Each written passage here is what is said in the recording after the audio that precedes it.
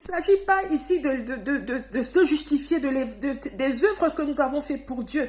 Certains vont dire, j'ai fait l'évangélisation. D'autres vont dire, j'ai fait le ministère. D'autres vont dire, j'ai nourri les pauvres. D'autres vont dire, j'étais à la chorale, j'étais choriste. J'ai fait le service à l'église.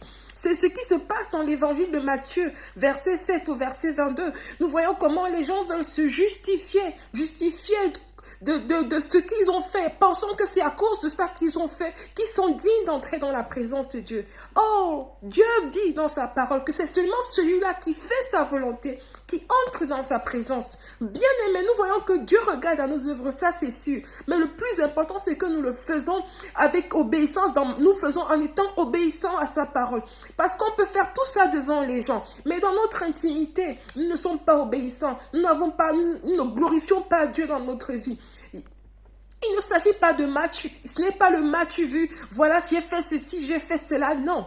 Dieu attend que nous marchions dans l'obéissance. Cette obéissance, il recommande toujours à l'Église constamment la repentance, le dépouillement, marcher dans la sanctification, fuir le péché. Ce qui est flagrant, c'est que beaucoup de chrétiens cherchent à se justifier quand Dieu a déjà dit sa sentence, quand Dieu a déjà, la porte est déjà fermée. Mais il est trop tard. Qui sommes-nous pour se justifier, pour remettre en question le roi des rois, le Seigneur des seigneurs? Bien-aimé, si tu es chrétien, si tu m'écoutes et que tu fais le service devant Dieu, peu importe le ministère ou l'œuvre que tu fais, et que tu ne marches pas dans la sanctification, sache-le que tout ce que tu fais est en vain, parce que Dieu attend que nous soyons saints dans tout ce que nous faisons, dans toute notre conduite. C'est un Dieu saint, et sans la sanctification, nul ne verra Dieu. Aucun impur ne peut entrer dans la présence de Dieu. Il y a des gens qui font l'œuvre dans la présence de Dieu, mais ils sont remplis de colère.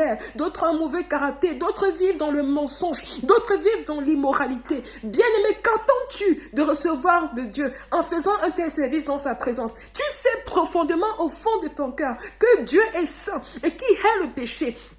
Ce n'est pas parce que le silence de Dieu fait que tout ce que tu fais est agréable. Ce n'est pas parce que tu reçois de Dieu, il y a des bénédictions, que ta vie est agréable à Dieu. Ce n'est pas parce que l'onction se manifeste ou tu prospères que c'est parce que tu es agréable à Dieu. Dieu ne se répand pas de ses dons et de son appel. Et je t'invite vraiment à te remettre en question. Est-ce que ta vie glorifie Dieu? Est-ce que ta vie est conforme à la parole de Dieu? Est-ce que tu obéis? Toi qui dis serviteur de Dieu, toi qui te dis chrétien, être chrétien ne veut pas dire que tout nous est dû. Il y a la marche à suivre, la marche dans la chrétienté. Et beaucoup de chrétiens n'aiment pas les moments difficiles. Ils qualifient des moments difficiles comme des moments que ça vient de quelqu'un d'autre. Non, ces moments difficiles viennent pour nous purifier, pour nous aider, pour nous perfectionner, à enlever tout ce qui ne glorifie pas Dieu, pour crucifier cette